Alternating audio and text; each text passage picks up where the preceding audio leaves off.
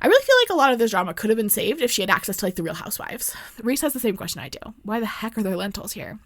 Men of Prythian, please stop licking people's faces. Hi everyone, welcome back to the final episode in the A Court of Thorns and Roses recap for like the book, obviously not for the whole series. We still have a many more book to go through before this book. Anyway, let's do a quick recap before we jump in. Essentially, what happened was Miss Feyre girl, she murdered a wolf. The wolf turned out to be a fairy, and so Tamlin, High Lord of the Spring Court, brought her to the Spring Court as part of this like treaty. Wasn't actually part of the treaty, we'll come to find out in just a second here, but actually like a little scheme. And he fell in love with Feyre, and Feyre fell in love with Tamlin. Before they could be happy in love, Tamlin sent her away because there was a blight that was taking over the fairylands, and he sent her back to her family to be safe. She spent a little time with her family, with her two sisters, and then Nesta, her oldest sister, was like, get your booty back there. You clearly love this man. Go rescue his butt. And so she headed back to the Spring Court. Last we saw Feyre, she was opening the door to the Spring Court, and by opening the door to the Spring Court, I mean she arrived back at the manor. And it is completely in ruins. That's where we'll pick up with our girl. So Feyre walks in. She's in the ruins of Tamlin's house. It's clear that, like, someone was in here because like all the furniture is broken, all the doors are off their hinges, but there's not like big pools of like blood or anything. I think there's like a little bit of blood if I recall correctly, but nothing too serious. And like clearly everyone's alive. Like clearly some incident happened and they've been moved. Then she starts to hear footsteps and she's like, shoot, whoever was here the first time maybe is back. So I like need to hide and make sure I don't get taken. So she hides away, but like pretty quickly she realizes it's Alice. Hey girl, hey. And Alice is like, you're not supposed to be here. He told you to stay away. And Feyre is like, hey, what the heck happened? Is he alive? Like, tell me everything. Tell me everything that went down. And Alice pulls her into a back room and explains that Tamlin was taken to her court. And we learn that's Amarantha, and her court is under the mountain, which is, there's a sacred mountain in Prythian. We saw it on the map earlier when Feyre was in the library. Sacred mountain in Prythian. She's built her court under the mountain. And Tamlin has now been taken there because he hadn't broken the curse. He had 49 years to break the curse. He didn't do it. And so now he and all the other High Lords have been called back to under the mountain for Amarantha to like do whatever Amarantha's going to do. Oh, to watch her break him is what Alice says. And Feyre's like, hey, so that's so fun and cool. I don't know what curse you're talking about. Also, who the heck is Amarantha? And Alice is like, girly, Amarantha is the High Queen of Prythian. She arrived 100 years ago as an emissary from Hybern. So remember, Hybern is that country off the coast, or like that island off the coast of Prythian. And let's take a moment. We're going to pause for a second. We'll come back to Alice in just a minute here. Let's chat about this because something someone brought up in my romantasy video was about kind of some of the negative stereotypes that Sarah J. Maas uses, because very clearly, Prythian and Hybern and the continent are like, the map is based on the UK and Ireland and Europe. Like, they're the same shapes. This person pointed out that by kind of characterizing Hybern as this like violent place with this violent king, it like plays into a lot of the stereotypes that surround the Irish people, and that it like perpetuates them in a way that, you know, isn't great, not something we want to do. I personally am of the belief that you can still hold this book as like a favorite. It's still a book that you can enjoy while still being aware of some of the places where it falls short. So I did want to mention that here because we are talking a little bit more about Hybern in this section. Anyway, so we learn that Amarantha came from Hybern. She was part of the King of Hybern's forces during that big war that we've heard of like 500 years ago. And Alice says she went from court to court, charming the High Lords with talk of more trade between Hybern and Prythian, more communication, and more sharing of assets.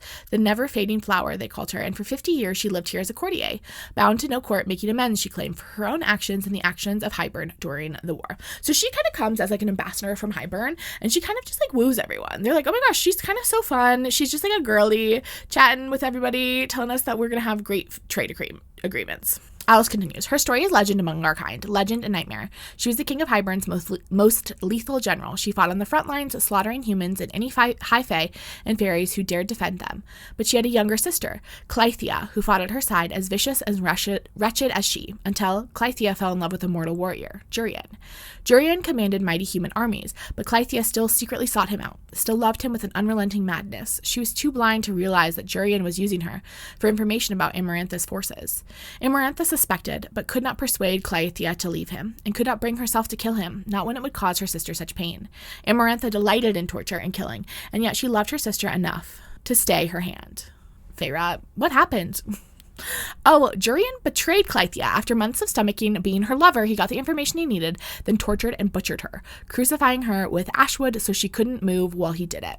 He left the pieces of her for Amarantha to find. They say Amarantha's wrath could have brought down the skies themselves had her king not ordered her to stand down. But she and Jurian had their final confrontation later, and since then, Amarantha has hated humans with a rage you cannot imagine.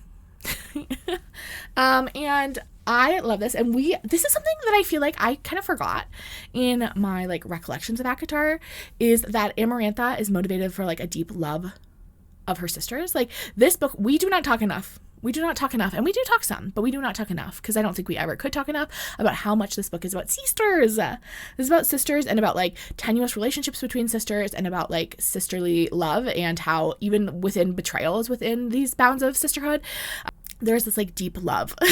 And I put a note here. Amarantha could be Nesta in another life. I feel like Nesta would have done the exact same thing Amarantha did if Feyre were to have been betrayed by her lover in a similar fashion. I feel like Nesta would do the same thing.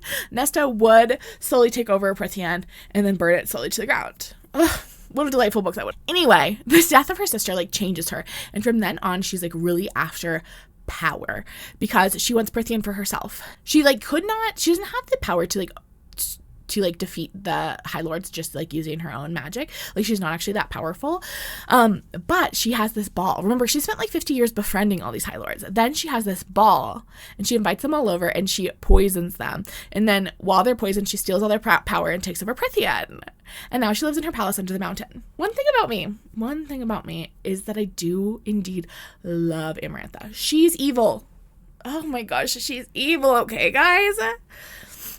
But I do love her. I feel similarly, there's a villain in Throne of Glass that I talk similarly about, because sometimes you have no choice but to admire like the just devilishness and drama of a villain. And Amarantha is devilish and dramatic in the most delightful ways. Also, if I was Amarantha, I would have done like pretty much the same thing, except I wouldn't have made my headquarters under a mountain. I understand it's probably like best for like consolation of power to like have it in like a remote location where these people can't like escape from you, but like there are so many like cutie courts. Like Spring Court is beautiful. We'll get to travel to some other courts in later books. Spoiler. Not really. I don't think that's really a spoiler. We get to see more of Prythian in later books. And they're all like really beautiful. And she's in a cave. Blah. Anyway, Feyre's like, hey, so what about the blight? What about this blight thing? And Alice is like, Amarantha is the blight.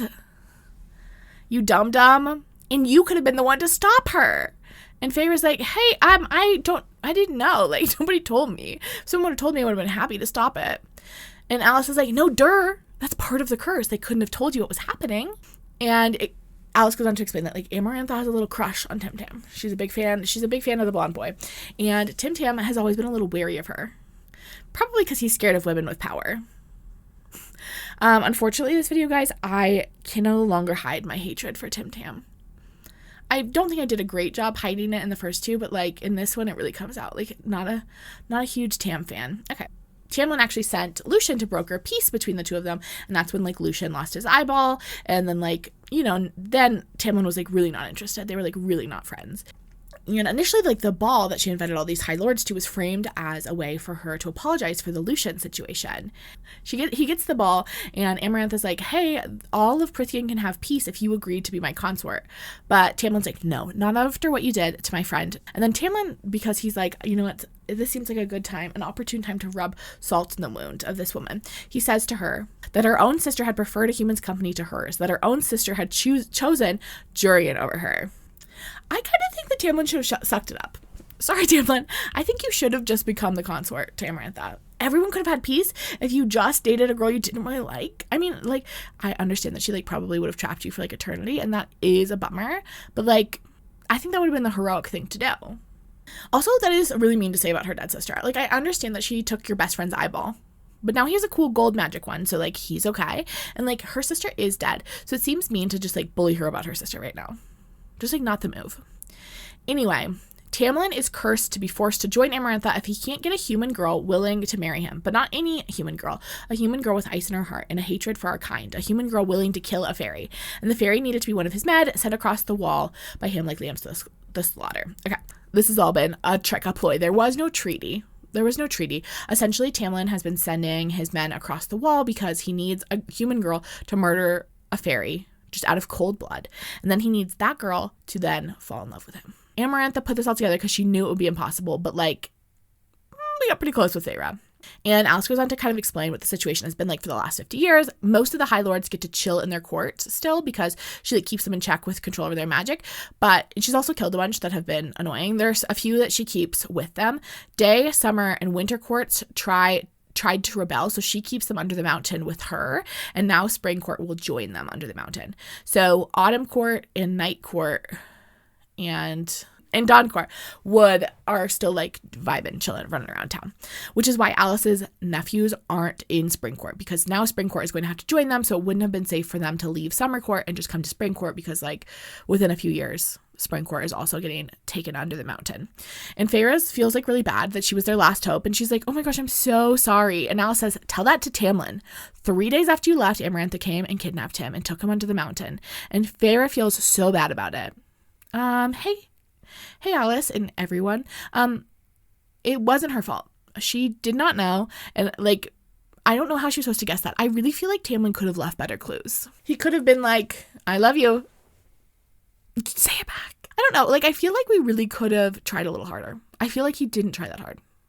So I feel like Feyre can't be to blame because she was really given very few hints. Feyre asks if Tamlin with his full powers would be able to take down Amarantha. And Alice is like, I don't know. Why are you asking me? And Feyre was like, okay, how do I get under the mountain? And Alice is like, no. No human can go under the mountain. She'll like kill you immediately. You were too blind to see Tamlin's curse. You messed it up. You had your chance. It's over now. How do you expect to face Amarantha? You'll make things worse. I'm just going to go take you home. And Feyre is like, no, take me to him. And Alice is like, as you wish. I think Alice does not care if Feyre lives or dies. This is like 100% reverse psychology. Like, Alice is like, here's all this terrible curse. You could have fixed it, but you didn't. And she knows Feyre's going to be like, wait, I'll go fix it. And she has to be like, you can't. You can't do it, bestie. And then she does. It's reverse psychology. Feyre hunts through the house, finds all the weapons she can. She arms herself with her bow and arrows, and then Alice leads her through the woods and takes her to this little cave. Feyre spends the whole journey like blaming herself and just like feeling guilty. Boring, get over it. Sorry, Feyre. Alice points out the little spooky cave and is like, through there, all dark and miserable roads lead to under the mountain. Bye, have so much fun. Feyre almost immediately recognizes that it is the cave that Lucien told the adder not to use. And Alice is like, oh my gosh, bye. She's going to kill you 100% of the time. Hopefully she doesn't torture you first. That's the best we can hope for you.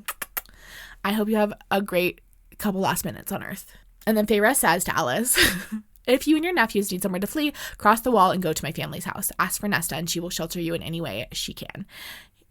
She knows everything. And she thinks to herself, Nesta would do it too. I knew. Now, even if Alice and her boys terrified her, she would keep them safe. Feyre climbs through this dark cave for a while until she sees this orange crack of light, and it's a hallway lit by a fire light, and she hears some spooky ooky sounds with some hissing, and she's like, I need to be so sneaky as I sneak through this. I'm getting to the part of the caves that are occupied. But then a bony hand lands on her shoulder. It's the adder. The adder's here. And we get to see the adder this time, and unfortunately this is truly how I pictured the adder in my head. I do picture him to just be dry bones from Mario Kart. And I understand that's not accurate. I've seen like fan art illustrations of the adder, but unfortunately that is how I picture him. So unfortunately that is how we're going to be depicting him for the duration of this presentation. Anyway, the adder drags her to the throne room. The whole time Feyre is repeating in her head the list of names of the people that she is doing this for, all the people that she like wants to keep safe.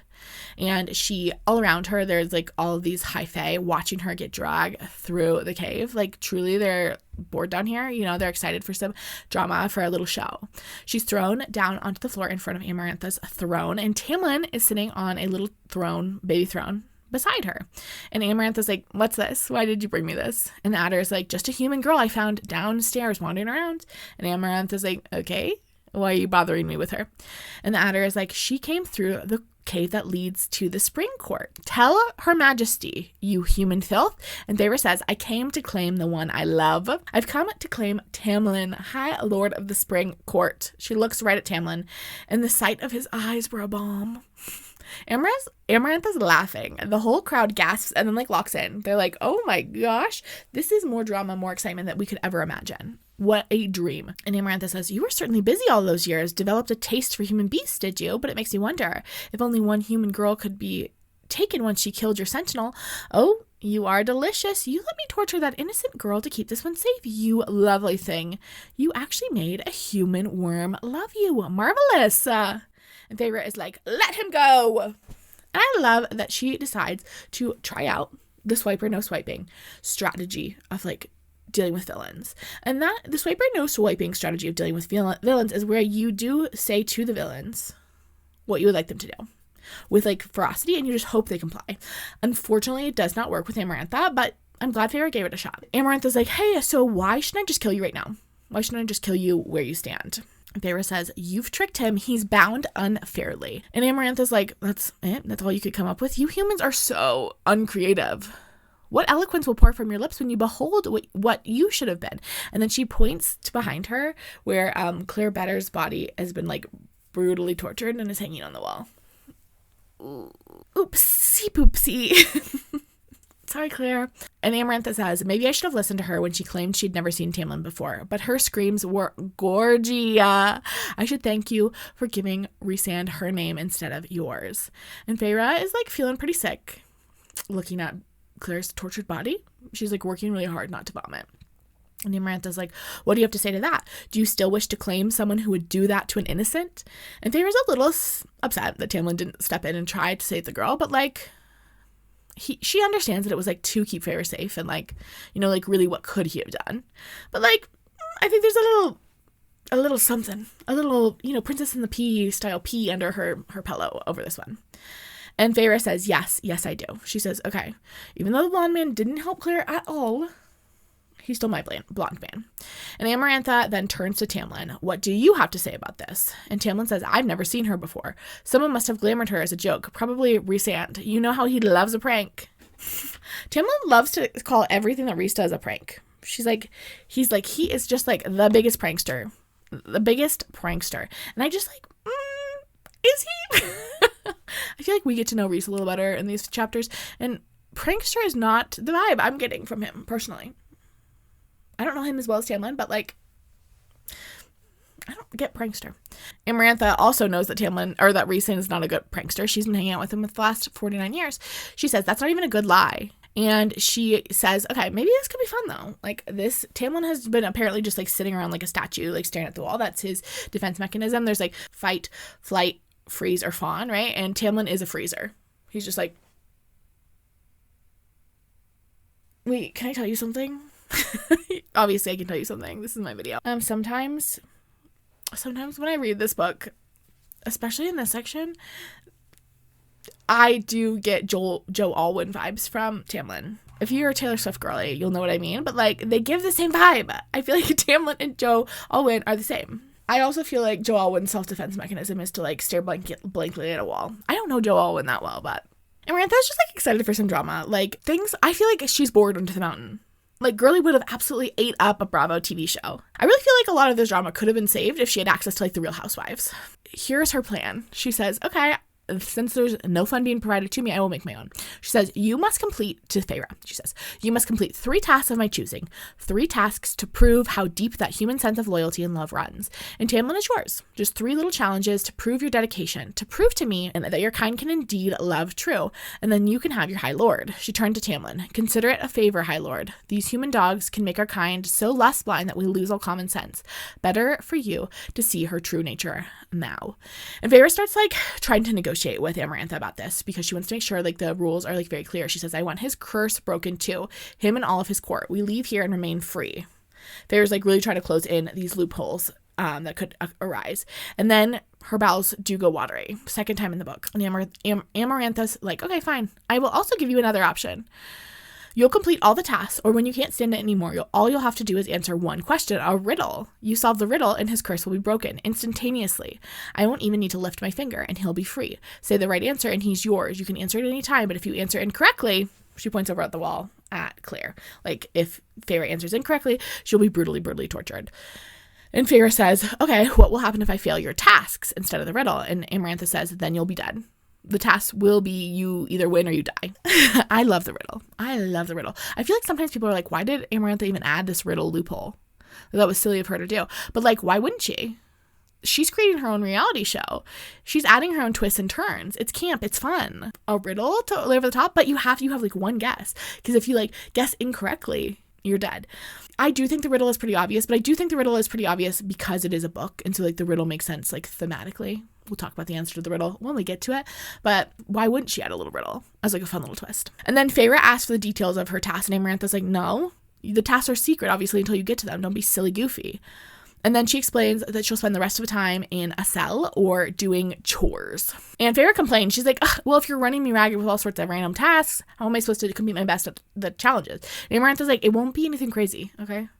It's just like some chores. You're gonna live here rent free under my house. Like, you have to participate and earn your keep, okay? And then Feyre looks at Tamlin, and he's clearly like, no, don't do it, with his eyeballs. He like is trying to have an eyeball combo with her, but Feyre agrees. And Amarantha says, I actually don't know what she says, because my notes say just give her a worthy of my hall. I think it's give her a welcome worthy of my hall, because then the adder just like beats the crap out of her. She like breaks her nose and beats her until she's unconscious. When Feyre wakes up, she's in a prison cell. She's pretty hurt. All of her weapons are gone. It's dark. She's in a cold, damp dungeon. Her nose is broken. She wants to cry. She's trying to figure out the math on when her first task will be and like how many days she has to recover, because she's like, okay, I think we're told that it's every full moon she has a task, and she doesn't know where like the moon cycle was when she came in here and like how many days it's been since she like left her parents' house, her dad's house. And she's thinking about Claire and how Claire was like brutally tortured and how it was like sort of her fault. And then she falls asleep. When she wakes up, Lucien is in her cell. And Lucien is like, hey, girlie, why the heck are you here? Have you, like, lost your mind? And Feyre was like, I went back to the manor and Alice told me about the curse. And Lucien is like, okay, well, you shouldn't have come here. You're not, like, making anything better. And Feyre's like, okay, well, I'm here now. So no reason to tell me how dumb it was to get here, because, like, I'm here. Can't undo it. So I just had to tell him I loved him and to see if it wasn't too late. And Lucien is like, well, at least we don't have to lie to you anymore. Let's get you cleaned up. And he sets and heals her nose. It like immediately hurts, but it like feels so much better almost instantly. And Lucien explains that he has a little bit of magic back, but he's trapped under the mountain with all of the other High Lords that are stuck here until Feyre's trials are done. Like, Amarantha has decided she wants an audience for all these trials. So all the High Lords are stuck until the trial is done. And then Feyre asks if Jurian's eye is really in Amarantha's ring. And it is. I didn't mention that earlier, but Amarantha has this ring, and it is the eyeball of Jurian, her sister's lover.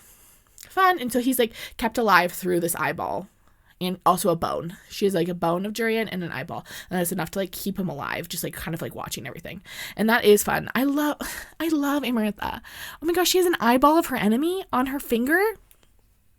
I'm sorry, that's so fun. She's the best.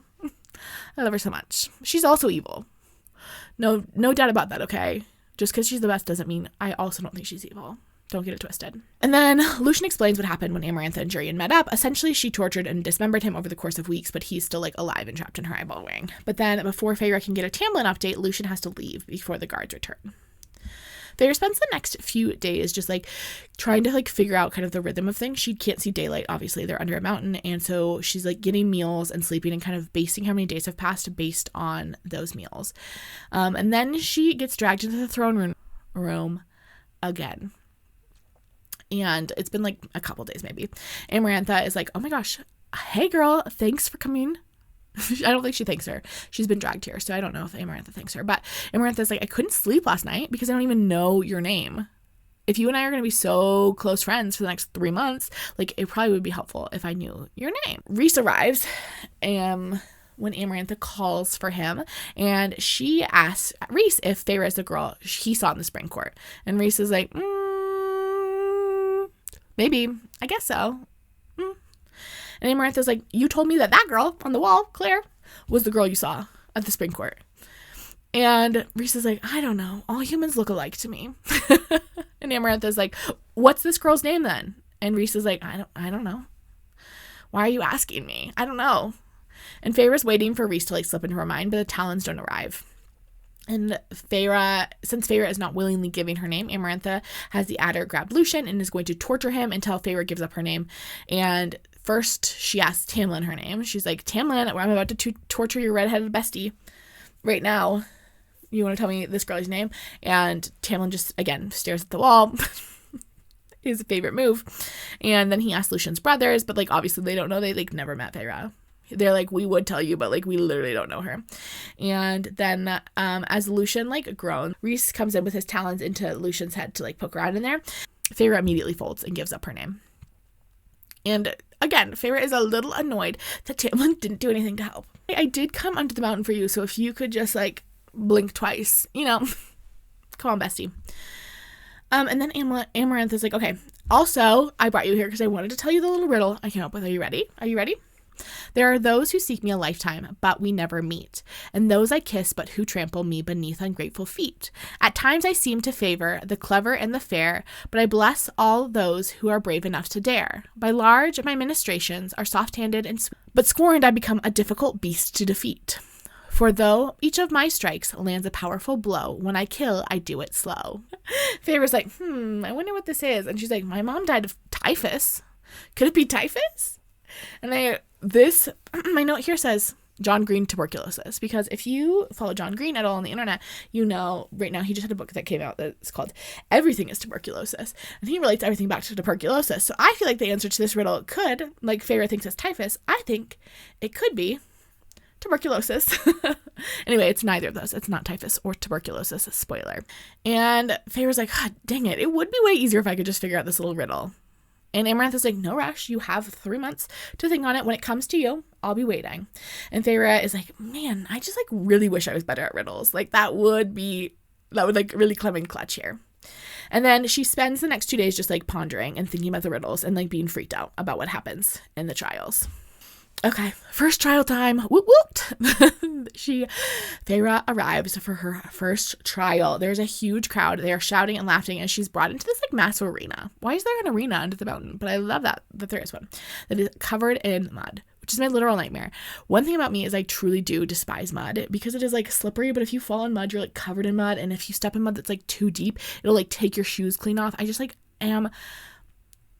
Like, mud phobia sounds a little aggressive because, like, if I see mud at a distance, I'm not, like, freaked out. But, like, I really do despise having, like, to tramp through any sort of mud. It, like, really is upsetting to me. Anyway, so this is my nightmare. Amarantha and Tamlin are watching from a raised platform above the arena floor, and there is, like, a maze of tunnels and trenches along the floor that Feyre can see. And then she sees a group of 6 Fae men standing, like, near the platform. So we've got Tamlin and Amarantha, and then near them is a platform with all of the other High Lords of all of the courts, including Rhysand.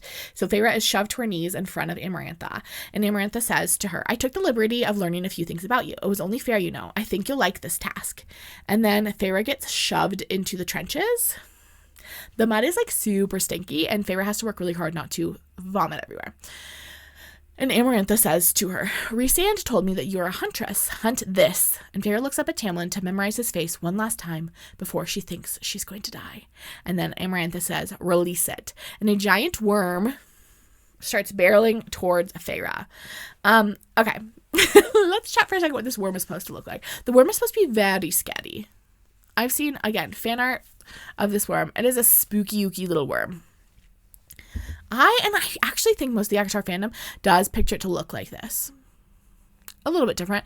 And unfortunately, we always have to go with what's in my noggin because I'm the one making these videos. I'm the captain of this ship. And so we will be using this version. Okay, great. Feyre's running around trying to stay out of this worm's path and like figure out a strategy to kill it. And she finds like a little space in the wall to like wedge herself in, but it's like too small and now she's stuck and she's like freaking out because the worm is like coming quickly and she's like stuck in this little spot in the wall. And Feyre is like digging at the mud while telling herself like, not like this, like anything but like to go out like this. And she makes it out and the crowd quiets, but she thinks like, that's weird because the worm just like went right past her. And she's like, that's weird. Like, it would have seen me. Like, I was like sticking out of this little trench. She's like thinking about this while she's like running. She's trying to like, again, like stand far enough ahead of the worm where it won't eat her. The crowd is like looking down at the other end of the arena where the worm clearly is. So like she has a second. The worm is way over on the other end of the arena. And Feyre realizes pretty quickly that the worm overshot her because the worm is blind. It can't see. It like uses its other senses to locate things.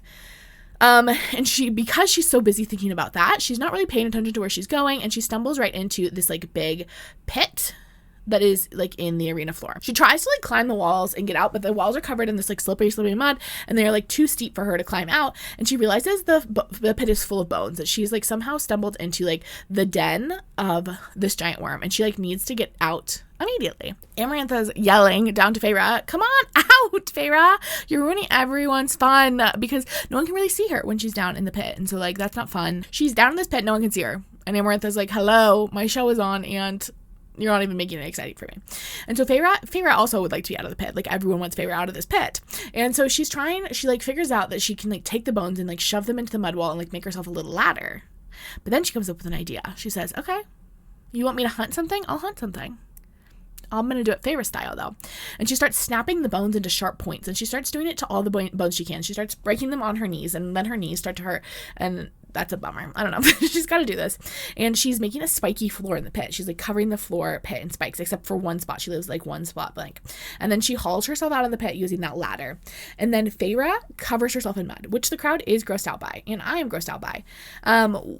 One of the fairies, a green-faced fairy, we're told, says, "What is it doing?" A deep, elegant voice replied this time, "She's building a trap." And it's Rhysand, obviously. Rhysand is a big fan of Feyre. Okay, let's just put it out there. Rhysand is a fan of Feyre. And the worm doesn't say this. The fairy says, "But the Midgard," and Rhysand replies, "relies on its scent to see."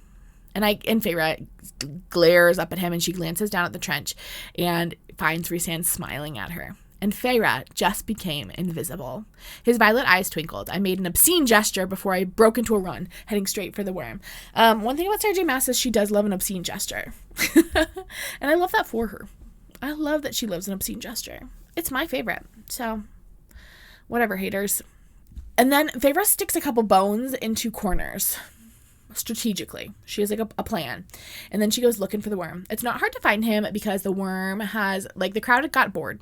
Feyre was not doing enough entertainment. The crowd got bored, and so they have been like taunting the worm down in one of the corners, like feeding them food. And Feyre's like, "Oh, well, hopefully he's hungry enough to accept my lure." And Feyre slices her palm open, and I can like feel the festering infection happening as we speak. Anyway, the blood is enough to draw the worm's attention, and Feyre can't see it though. She like knows it's moved because she can see like the crowd has kind of like looked away, but like she doesn't know where it is until Lucien shouts out, "On your left!" Again, where the heck is Tamlin? Why is Tamlin not moving? Why is Tamlin just sitting there? Why couldn't have Tamlin shouted, "On your left"? Why is Lucien doing it? Lucien shouts, "On your left," and she starts running, leading it towards the pit, using the bones she left behind as handles to help her like whip herself around corners, because like the mud is really slippery, so it's hard to like make fast turns. And so she put those bones strategically in corners to whip her around the corners.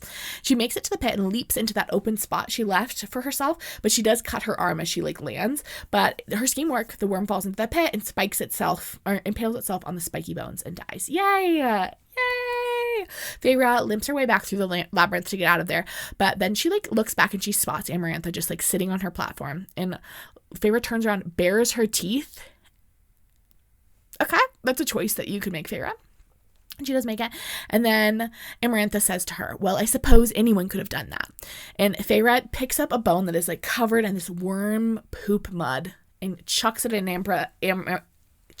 Amarantha's feet. And Amarantha just goes, "Naughty." And then she says, "Amarantha, I suppose you'll be happy to learn most of my court lost a good deal of money tonight," she said, picking up a piece of parchment. I looked at Tamlin as she scanned the paper. His green eyes were bright, and though his face was deathly pale, I could have sworn there was a ghost of triumph on his face. "Let's see," Amarantha went on, reading the paper as she toyed with Jurian's finger bone at the end of her necklace. "Yes, I'd say almost my entire court bet on you dying within the first minute. Some say you'd last 5, and," she turned the paper over, "just one person said that you would win." At that, Feyre is dragged away by the adder, and she makes it back to her cell, but barely. She can like barely walk. She's in terrible shape. She's not doing well. She like is like bruised from snapping those bones, and she like I think like sprained an ankle running around and falling in a pit, and she has all these like cuts on her that are filled with worm poop, which I am not a doctor, but I don't think that's recommended typically. cut to a few days later. It's been a few days since the trial, and no one has come to fix her arm. She was like really hoping Lucien would like know how badly she was hurt and come fix her arm. Hasn't yet. And it is starting to fester because, again, it is filled with worm poop. So that's not good for it. She is not eating really anymore because the food is like rotten and she just like can't stomach it. And she's like feeling very ill.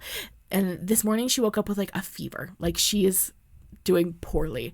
And then the darkness ripples and Rhysand arrives. Not really what she was hoping for, but sometimes you get what you don't want. And Rhysand says to her, "What a sorry state for Tamlin's champion." And Feyre is like, "Go away. Go away." You know, when you're like feeling so yucky and then someone comes to like bully you, and it's just like the worst thing on the planet. It's like truly like the worst thing that could happen to you. And Rhys says, "What would Tamlin say if he knew his beloved was rotting away down here, burning up with fever? Not that he can come down here, not when his every move is being watched." Okay, honestly, that was like sweet of Rhys to be like, Tamlin would come down here, but he can't. That's like kind of nice. If I was Rhys, I would have been like, why isn't Tamlin down here? I would have chucked Tamlin straight under that bus. Anyway, Rhys is nicer than me. Feyre is like trying to hide in a corner, trying to get him to leave because she doesn't want Rhys to see like how terribly injured she is, because she is. And Rhys is like, "I came here to offer you help, and you have the nerve to tell me to leave? You made me a lot of money, you know. I figured I would repay the favor. Let me see your arm." That's right, ladies and gentlemen. The one person who bet on Feyre, the one person who bet that Feyre would win that task, it wasn't her blonde boyfriend. It was Rhysand. Rhysand said, "I know that girlie. She's a ferocious little nug, and I think she's going to win." Also, maybe he just did it to make Amarantha mad. Also a possibility. Feyre's trying to get away, but he's insistent, and eventually just like grabs her arm and holds it up to the light in the cell and says, "I will help you." Feyre says, "At what cost?" And Rhys says, "Let's make a trade. I'll heal your arm in exchange for you. 2 weeks of every month, 2 weeks of my choosing. You'll live with me at the Night Court, starting after this messy 3-trial business." And Feyre is like, "No, I already made one fool's bargain. I'm not going to make another. Get out." And Rhys says, "I know Lucien healed you last time, but I don't see Lucien this time. So you have 2 options. The first and the smartest is to take my deal. The second is to place your life, and thus Tamlin's life, in the hands of chance. Maybe Lucien will be here any minute, but he's been like hiding out a lot since the task. Like he was in pretty big trouble for assisting you during that trial. Amarantha was not happy with that behavior, and she made Tamlin give Lucien 20 lashings, and he's been laying low ever since then. So I don't know how quickly he will be down here." And at that, Feyre starts shaking. She feels so bad again. Girlie, wasn't your fault. She feels so bad that Lucien and Tamlin had to deal with that. Rhys shrugs at her response, which is described as a beautiful, easy gesture. Okay. And so it's really a question of how much you trust Lucien, because you're clearly getting an infection. You're dying. How much are you willing to risk on the hope that another form of help will come? And Feyre is, again, just trying to get him to leave, trying to get him to get out of there, and then he grabs her arm where it's, like, broken and the bone shard is sticking through her skin. He grabs it, and she, like, screams in pain because that seems hecka painful. Twists. And I'm sorry, that's not appropriate behavior. Rhysand, I'm going to need you to keep your hands to yourself. That's not okay. I understand you're the villain in this situation. You're our morally gray bestie, and, like, we don't need to do that. I don't think that was necessary. This seems a little unnecessarily mean. Anyway. And then Rhysand says to her, after she screams, because obviously that hurted, Rhys says, "Once I leave, my offer is dead. I bet you'll be spitting on Death's face when he comes to claim you too." And Feyre's thinking about her options and thinking about whether Lucien will know how desperate her situation is. She doesn't know if Lucien's aware of how kind of like fragile humans are, and she's not sure he'll arrive before she dies. And Rhys is starting to leave. He's like fading into the darkness when Feyre shouts out to him, "Wait, just 2 weeks?" And Rhys says, "Just 2 weeks. Just 2 teensy tiny little weeks. With me every month is all I ask." And Feyre is like, "Why? Why would that be the thing you request in this deal?" And Rhys says, "If I told you those things, there'd be no fun in it, would there?" Feyre's debating. She knows that even if Amarantha sends a healer, they will literally just chop off her arm. Like, that will be the solution to this situation, is just to like chop off her arm, and she's not even convinced that Amarantha would ever send a healer. And she thinks to herself, Nesta would have done the same for me, for Elaine. She knows that Nesta would have taken that same deal with Rhys. And Feyre says 5 days. She's trying to like negotiate it down. And Rhys says, "You're gonna bargain? Okay, 10 days. And Feyre says 1 week. And Rhys says, "Okay, fine, 1 week." Then he grabs her arm, and there's a quick flash of pain, and then she opens her eyes. Her fever is gone. The mud is off of her body. Her injuries are healed, and Rhys is just like smiling down at her. And she's got a cutie little tattoo on her arm now. that goes from like her hand like all the way up her arm, like a big, I think like elbow length glove, including a little eyeball on her palm, which is giving like very Count Olaf core crossover. Series of unfortunate events, a Court of Thorns and Roses crossover. And Feyre's like annoyed about the tattoo, and she's like, you didn't say anything about a tattoo. And Rhys is like, you didn't ask. And I'm gonna let you know that I really do have a strong issue with these romantasy boys being like, you didn't ask about this detail that you would have had no idea about, so why would you expect me to tell you? I don't know. Sometimes you're just like expected to disclose those sorts of things. I do think maybe it would have been polite for Rhys to disclose that. Whatever. It's a cutie tattoo. She's fine. Anyway, he goes on to say, how am I to blame unless this lack of gratitude and appreciation is because you fear a certain High Lord's reaction? And Feyre thinks to herself, oh my gosh, he's right. Tim Tam is going to be so upset with me. Rhys is like his mortal enemy. And now I have a tattoo from Rhys on my arm. And I have to go visit him once a month. He's going to be so sad. Okay, Feyre, bestie. That's like truly not a concern right now. Truly not a concern. And Feyre realizes like she's fallen into a trap. Like Rhys did this to upset Tamlin. It's a prank. Rhysand is pranking Tim Tam with her tattoo. I literally don't care. You were gonna die. Like, sorry. Now you have a weird tattoo. You could have no arm at all. So, or could be dead. I think we should be happy with what we have. I'm gonna agree with Rhys in this situation. Maybe gratitude is the move. A day or two later, I don't know, we're not given the timeline. Feyre has been given a chore to do. She's been asked to scrub these floors in the hallways with her new little tattoo. She's like looking at her tattoo as she tries to scrub these floors. Only problem is the task is impossible. She's been told by these like guards that have put her in this hallway that if she doesn't have the floor scrubbed by dinner time, they're gonna cook her for dinner. Okay, cool. Unfortunately, they give her like a bucket of mud essentially to wash the muddy floors with, and so Feyre is like trying to wash these floors, but every time she puts this muddy water on the ground, it makes the floors even grosser. She's continuing though. She's still trying. She like realizes that this is like a completely fruitless activity, but like she's not going to give up. She's going to keep doing the same thing. If insanity is, what is that like quote that's like from Albert Einstein, but I don't actually think Albert ever said it, where it's like insanity is doing the same thing over and over again and expecting different results. Feyre mopping the floors. Anyway, she is like looking at the tattoo at her hand while she like tries to clean the floor, and she like especially hates the eyeball in the center of her palm because she feels like it's looking at her. She's trying to clean the hallway still, this fruitless task, when this woman walks into the hallway, and she almost immediately realizes that it must be Lucian's mother because they look like very similar, the High Lady of the Autumn Court. And the High Lady of the Autumn Court says to her, for giving your name in the place of my son's life, my debt is paid. And she uses her magic to give Feyre a clean bucket of water, which is so helpful. Like Feyre is now going to be able to clean the floors. You know what would have been more helpful? If the High Lady of the Autumn Court would have just cleaned the floors. I feel like if you can give a bucket of clean water, you could have probably also like just cleaned the floors. Like you could have spared Feyre from having to complete that task. I mean, I don't know how magic works, so maybe that would have been like a much harder thing. It doesn't seem like it would be. Kind of rude. Feyre finishes the floors. It doesn't get cooked for dinner. Great news. The next day, Feyre gets a new impossible task because clearly the guards were mad that she was able to clean the floor. And the new impossible task is she's taken to this like bedroom somewhere under the mountain. And in the bedroom, there's a fireplace that's filled with obviously like fireplace ash, and it's also filled with lentils. And she needs to pick the lentils out of the fireplace before the occupant returns. Like obviously this task was just like arranged to give her like some menial impossible task for her to do, but it's just hilarious to me that they're like, someone spilled lentils in this fireplace. Why did you have dried lentils in a bedroom fireplace? I assume they're not cooked lentils. I don't know. It feels silly to me. Okay, she's like, okay, this one at least I can do. Like, at least I'm making progress when I start picking them out. So she sits down. She's picking these lentils out of the fireplace. 2 hours later, she's still there picking lentils out when the lock clicks in the door, and the door opens, and Feyre grabs the fireplace poker as darkness fills the room, and Rhysand walks in. And Rhys is like, hey, as wonderful as it is to see you, Feyre, darling, do I want to know why you are currently digging through my fireplace? And Feyre says, they said I had to clean the lentils from the ashes or you'd rip my skin off. Rhys is like, did they? They said that? And Feyre's like, do I have you to thank for this idea? Rhysand's like, no, I didn't suggest this, and I haven't told anyone about our little bargain. Do you know why there were lentils in my fireplace to begin with? Rhys has the same question I do. Why the heck are there lentils here? And Feyre's like, I don't know. I think it's just one of your mistress's household chores.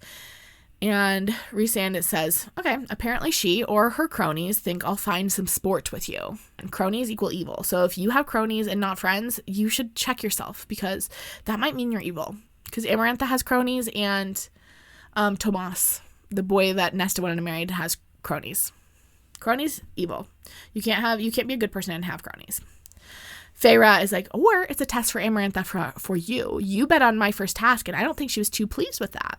And you lied to her about Claire and what I looked like. And Rhys says, Amarantha plays her games and I play mine. It gets boring down here day after day. And Feyre is like, she let you out for fire night and to put the head in the garden. Like, you're not trapped down here all the time. And Rhys says, she told me to put that head out there. And I had my reasons for being there on fire night. Do not think that it did not cost me. Are you going to put down that poker, or can I expect you to start swinging soon? And Feyre lowers the fire poker, but she doesn't put it down entirely. And Feyre is like, why do you get to keep your power when everyone else has, like, been stripped of theirs? And Rhys says, oh, she took most of my powers. He, like, scratches her brain with one of his little mind talons, which I feel like must feel like, like when you get, like, brain scratches. Like on an ASMR TikTok, you know? When they're like scrubbing your brain. I imagine that's what it feels like. Apparently it hurts, but I always picture it as just like brain scratches. Okay. He says, okay, no, all I have left are the scraps I get to play with. Tamlin shape-shifting abilities is what he was left with. We were all left with like scraps of our magic. And he explains that, like, normally all the High Lords can shapeshift, and Rhys also has wings and little talons, but he can't fully shift right now. And then Feyre's like, hey, by the way, do you know the answer to this riddle? That would actually be, like, super helpful if you knew the answer. And Rhys is like, she told us we weren't allowed to help you. And he goes on to explain that, like, if Amarantha makes a demand of them, they are not allowed to not do it. Like, it's not like optional. There's like no way around it. He can't give her the answers to the riddle, but he does like clean her off from the fireplace ashes as a present for even asking about it. He's like, good job. And he fills her bucket with the lentils. He's able to use his magic to like pull all the lentils out of the fireplace. The guards come to get her, and Rhys gets scary, and he tells them like the chores are not happening anymore and they need to leave her alone and spread the word. And then as she leaves, he says to her, you're welcome. From that day on, she gets nice meals twice a day. Thanks, Rhysaroni. And Feyre is thinking about Amarantha's riddle. No one is visiting her, which is pretty rude. And she's bored.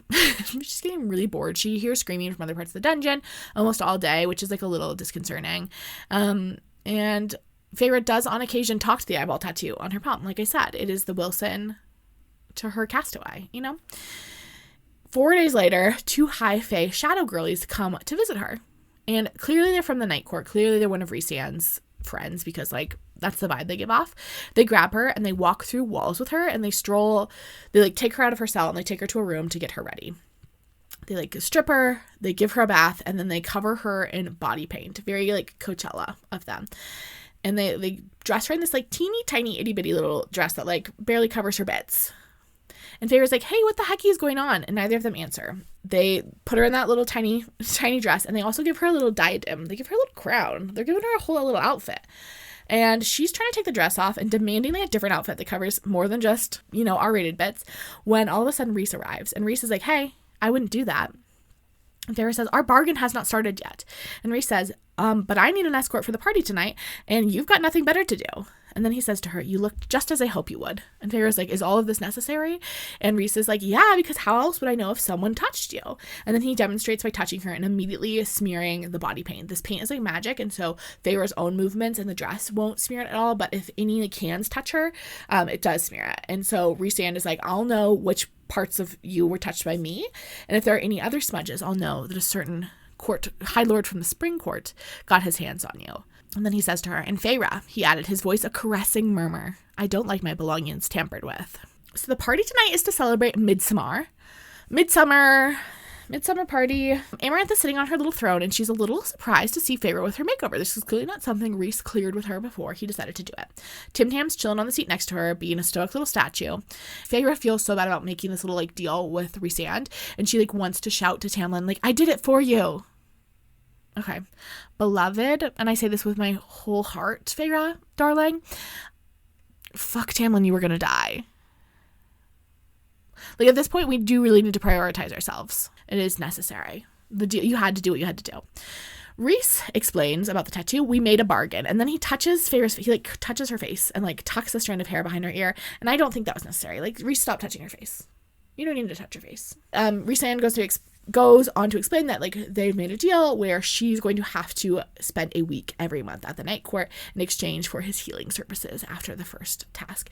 And Amarantha doesn't love that because it seems to indicate that he thinks that there might be an after these trials, which is not something he loves. Also, the fact that he thinks he's going to go back to the night court. There's this sense of like real rebellion in this act of making a deal with Feyre. Then Rhys takes Feyre over to the refreshments table and offers her a goblet of fairy wine. Feyre initially declines because Alice had warned her against it. Rhys insists and like forces her with his mental talons to drink the wine. When she wakes up the next day, she like doesn't remember anything from the party. She's like completely blacked out for the whole party. She's in the little dress still in her body paint, and she immediately like vomits everywhere and then falls back asleep. And she's like just essentially like very, very hungover the next day, and is still pretty hungover when Lucien comes to visit. And Lucien comes in and immediately like he's like, it's, oh my god, it's like freezing in here. And he gives Feyre, who's like weak and huddled in the corner, his cloak, and then he points at her tattoo and is like, look at all of this. Feyre realizes that her body paint is almost entirely intact except for like a few handprints on her waist.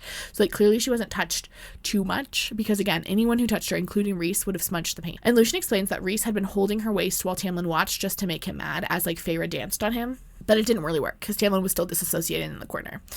And Lucien explains that like the whole night Feyre had been with Rhysand, either sitting in his lap or dancing for him. And Lucien is like, what were you thinking? Didn't you know I would come as soon as I could? And Feyre was like, I was dying. I had a fever. I was barely conscious. How was I supposed to know that you would come? That you even understood how quickly humans can die of that sort of thing? You told me you hesitated that one time with the Naga. And Lucien's like, no. I risked my life for you during that task.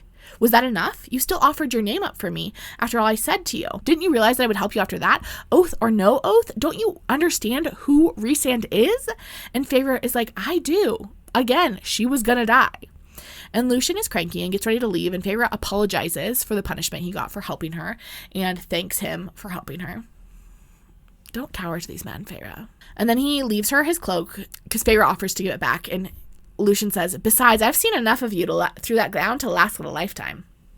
Okay, Lucien, Feyre didn't choose that gown. You're being rude for no reason. And then Feyre says to him, wait, is Tamlin all right? I mean, that spell that Amarantha has him under to make him so silent. And Lucien is like, he's not under a spell. That's his plan. His plan is to sit there silently like a statue and hope that Amarantha forgets about him. Just kidding. That's not his plan. His plan is to like not let Amarantha know what bothers him by sitting there stoically. It's a bad plan. And then he says to her, he's playing a dangerous game though, Lucien said, slipping out the door. We all are. Then my note says, I wish Nesta was here with her. Not having to do these tasks, I would never wish worm poop upon Nesta, but in prison with her. She'd have words for these boys. If Feyre and Nesta were imprisoned together, oh my gosh, it would be such a fun book if all the girlies got to come to Under the Mountain with Feyre. Because Nesta would not take this from Lucien. She would have made that deal with Rhysand, and she would literally fight anyone who had questions about it. Like, sorry, you have to do what you have to do to survive sometimes. Lucien, why are you being a stinker butt? The next night, Feyre is brought to another party given the same body paint treatment. And this is like kind of what becomes of her evenings. She spends her nights dancing with Rhys, this little accessory between his legs, and she's always got these handprints on her waist, but never anywhere else. And she's sick a lot from being hungover, and when she's not sick, she's thinking about Amarantha's riddle. The night before her second trial, Rhysand appears in her cell. And he comes in to remind her, which is good because she kind of did lose track of the days. And then Rhys says to her, aren't you going to beg me to give you a night with your beloved? And Feyre says, I don't need it. I'll have all the nights I want after I beat Amarantha. And Rhys says, I wonder if you were this prickly with Tamlin when you were his captive. Feyre says, he never treated me like a captive or a slave. Feyre, why do you keep saying this? That's not true. He literally treated you like a captive from day one. You were like, can I go home to my family? And he was like, no. No, that's, by definition, what a captive is. He's got you trapped. I don't know the lies she says to herself. Beloved. And then Rhysand says to her, no, how could he? Not with the shame of his father and brother's brutality always weighing on him, the poor noble beast. But perhaps if he'd bothered to learn a thing or two about cruelty, about what it meant to be a true high lord, it would have kept the spring court from falling. And the Feyre says, your court fell too. Sadness flickered in those violet eyes. I wouldn't have noticed it had I not felt it. Deep inside me, my gaze drifted to the eye etched in my palm. What manner of tattoo exactly had he given me? But instead I asked, when you were roaming freely on Fire Night at the Right, you said that it had cost you. Were you one of the High Lords that sold allegiance to Amarantha in exchange for not being forced to live down here? Whatever sadness had been in his eyes vanished, only cold, glittering calm remained. I could have sworn a shadow of mighty wings stained the wall behind him. What I do or have done for my court is none of your concern. And then Rhys brings her to the party, explaining that, like, taunting Tamlin is one of his favorite hobbies. Pranking Tamlin, as Tamlin would say, which I do love for him. I love that he has a hobby. Feyre says, you saved my life. And Rhys says, and through your life, I saved Tamlin's. Feyre says, why? And Rhys says, that, Feyre, is the real question. They arrive at the party, and Lucian's brothers are, like, leering at Feyre, and she's about to ask Rhys not to leave her alone with them because she's scared of them, when Rhys just says, keep your mouth shut and stay close to me. Rhys and her are now having, like, eyeball conversations. Not the full, like, Aelin Rowan level eyeball conversations, but eyeball conversations nevertheless. I mean, she did have some eyeball convos with Tamlin, too. But, like, an eyeball convo in a Sarah J. Maas novel tends to mean something. That's all I'm saying. Anyway, Tim Tam's sitting there disassociating. They get to this party, and Amarantha has this, like, lordling, which I assume is just, like, like one of the princes, essentially, of the summer court, down on his knees. And Amarantha says to Rhys, the summer lordling tried to escape, and I want to know why. And I don't know, bestie, maybe he's having a bad time. But anyway, she makes Rhys do some investigating. Rhys approaches the man, and the summer court's guy's bowels do indeed go watery. The summer guy is begging for Rhys to not bother him, and Rhys plunges into his mind, and the High Lord of Summer Court seems low-key relieved. Feyre looks up, and he looks like there's like a breath of relief in the fact that Rhys is the one doing this. Interesting. When Rhys pops out of the guy's mind, he explains that the lordling just wanted to escape to the human lands out of cowardice. He had no other accomplices. And then he points to the fact that the lordling did pee his pants. He's like, clearly this guy, coward, look, pants peer, coward extraordinaire. And then Amarantha says to him, shatter him, Rhys. You may do whatever you want with the body afterwards. And so Rhys does. He curls his hand into a fist, and then the fairy is dead. And Amarantha gets annoyed because she said to shatter his mind, not to shatter his brain. Like, she didn't want him to kill him. And Rhys is like, oh, I'm so sorry, my queen. But then just, like, pieces out. Heads to the back of the throne room, Feyre following suit. The crowd is whispering all, like, different things. Some of them are calling Rhys Amarantha's whore. Some of them are like, oh, you did the right thing by killing him. He's like a complete traitor. And he doesn't acknowledge any of them. He just, like, continues walking. And that day, they both have a goblet of fairy wine. Second task day. The adder brings her to a new little cavern that she hasn't been in before. It's smaller than Amarantha's throne room. And she's just staring at Amarantha in this little room before the task begins. Tamlin is there, obviously. And you know what he's doing? Guess. If you guessed sitting there staring off into space, you are correct. And Amarantha's, hey girlie, have you figured out my riddle yet? And Feyre just, like, stares at her, and Amarantha's like, it's okay. I actually put together a little practice, a little PSAT, if you will, for you today, because I am so nice and kind. And then the ground starts to lower Feyre down into this rectangular pit. And when she gets down to the bottom of this pit, she realizes that there's a metal grate, and on the other side is Lucian. If the metal grate is, like, goes completely across, you'd have to, like, climb all the way over the top to get to Lucian, but, like, she can see and talk to him. Above her, she can hear fairies talking to each other and money exchanging hands. They're placing bets. And Amarantha explains the task is to answer a riddle by selecting one of three choices. If Feyre is able to answer correctly, she's good to go. But if she's wrong, there's these spiky grates that are above her, and they'll fall down and crush her and Lucian. And the spiky grates are also heated. The spikes are, like, hot. Like molten metal. Okay, great. And also the grates are, like, slowly lowering, so if she just, like, doesn't answer at all, the grate will also crush her. Perfect. Unfortunately, the riddle is written on the wall, and Feyre can't read. Unfortunately, this is a multiple choice test, and Feyre can't read. Perfect. And Amarantha's like, is something wrong? Clearly she doesn't know that Feyre doesn't read, because, like, she would be taunting Feyre, like, so extremely. But, like, that doesn't change the fact that Feyre does not know how to read. And Feyre is trying to read this riddle, but, like, her brain isn't working great because she's, like, under a lot of pressure. Lucian is like, solve it, Feyre, pick one, answer it. Lucian, shut up. Feyre is, like, trying her best to decode this riddle on the wall. But, like, I don't know if you've read with children who are, like, just learning how to read, but, like, it is hard and it is slow for them. Like, they're not speeding through literally anything. And she's like, Three grasshoppers were bouncing. Okay, good on you, Feyre, for reading the word bouncing. Bouncing is a really hard word to sound out because it looks like b-a-n-s-k-ing. I wouldn't get bouncing from that. I'm shocked she did. Anyway, Feyre is like, I should say my goodbyes to Tamlin. I'm just going to have to like pick one. There are 3 options, which is like really nice of Amarantha. A 3-option multiple choice quiz. That's nice. There's 3 options, and she just is going to pick one. And she picks by doing this. 2. 2 was a lucky number because it was like Tamlin and me. Just 2 people. 1 had to be bad because 1 was like Amarantha or the Adder. Solitary beings. 1 was a nasty number. And 3 was too much. It was 3 sisters crammed into a tiny cottage, hating each other until they choked on it. Until it poisoned them. Okay, that's kind of rude to her sisters. Also, there were 4 people in the cottage, so 4 would be the bad number if that was your logic. Don't forget about Papa Archeron. 3 is a good number. Anyway, Feyre reaches for the 2nd level, then she gets a searing pain in her little eyeball on her palm. And she looks at her palm, and she swears the little eyeball glares at her. And she's like, she reaches again for that 2nd lever, and again, the pain in her palm. Then she reaches for the 1st lever, pain. Then she reaches for the 3rd lever, no pain. She looks up through the grate and she sees a pair of violet eyes looking at her. And Rhysand looks bored. He looks disinterested, but all she can do is trust him because, like, clearly this impulse is coming from him. And, like, the grate is at her head now. Like, she can, like, jump and bonk her head on it.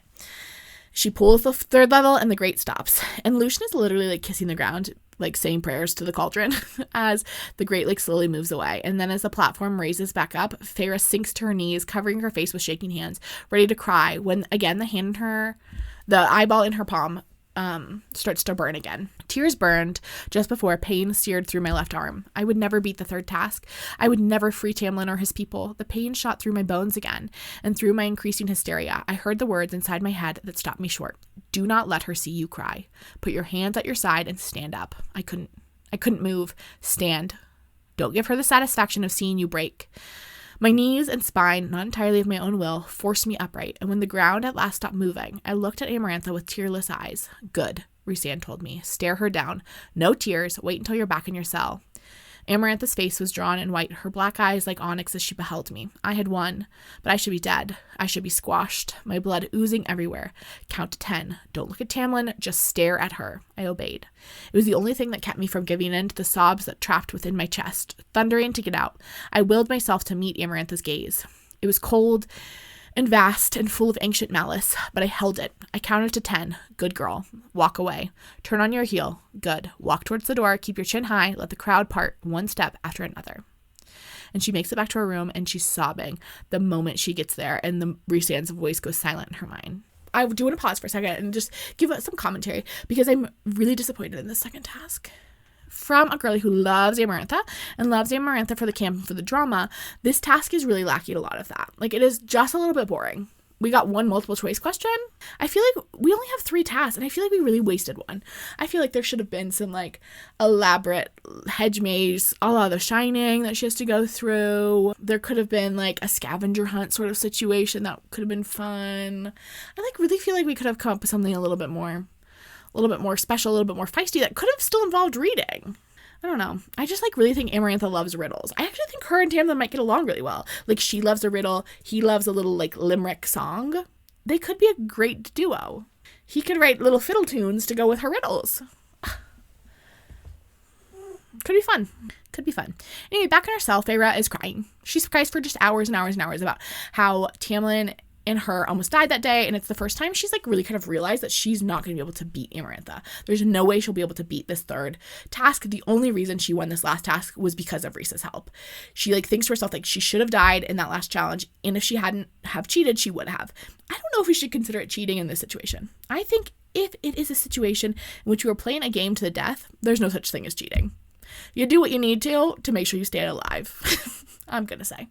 I don't think this is a situation in which we need to be concerned with cheating in the slightest. And Feyre's like, I can't believe I can't even read. She's just, like, having a meltdown. You know when, like, you are just, like, at the end of your rope and one little thing sets you off and it does, like, make you spiral about, like, everything that's ever happened everything you've ever done wrong in your entire life. You're like, this wouldn't have happened if I was better at parallel parking, and I would have done better in my 7th grade math class, and if I would have taken Spanish instead of French. Like, your brain is like, actually, this is connected to every wrong choice you've ever made in your entire life. That's the meltdown Feyre is having. And I just feel like it is relatable. Rhys decides to come in, check on her in her cell, and he's like, hey girlie, why are you still crying? You did win the last task. I don't know if you noticed, but you did win. And Feyre just like starts crying harder, and Rhys is like laughing a little bit at her, and she's just like having flashbacks to this grate almost crushing her, and she's like covering her face, and Rhys like pulls her hands away from her face, and then he licks away one of her tears.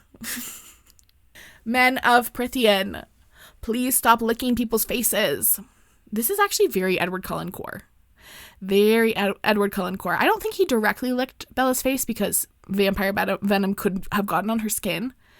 Toxic. But he did take one of her tears and he did eat it. And I think in Midnight Sun we learned that because vampires, you don't care about this, but too bad you have to listen anyway. This is my video. Vampires don't actually digest things. The tear just lived inside of his body. Anyway, maybe this is less weird. Feyre kind of likes it for a second. Not to like rat on her, but like she kind of liked it for a second, but then she does jerk away. And then he just like smirks at her and is like, I figured that would get you to stop crying. Which honestly, good strategy. It did work. And Feyre says, it was disgusting. And Rhys says, was it? He quirked an eyebrow and pointed to his palm, to the place where my tattoo would be. Beneath all your pride and stubbornness, I could have sworn I detected something that felt differently. Interesting. And Feyre's like, get out of my cell. And Rhys is like, as usual, your gratitude is overwhelming. And Feyre's like, okay, what do you want from me? Do you want me to kiss your feet for what you did at that trial? Do you want me to offer another week of my life? And Rhys is like, I mean, not unless you feel compelled to do so. Like, I won't deny you the ability to give me a gift if you would like, but like, you don't have to do anything. Rhysand teases her like a little bit more about the fact that she can't read, but makes it clear that he won't tell anyone her secret because it's like too good to waste on gossip. He's like, I'm not going to just tell anyone about it. And then Feyre says, you're disgusting again. And then Rhys says, I'll have to ask Tam if this kind of flattery was what won his heart.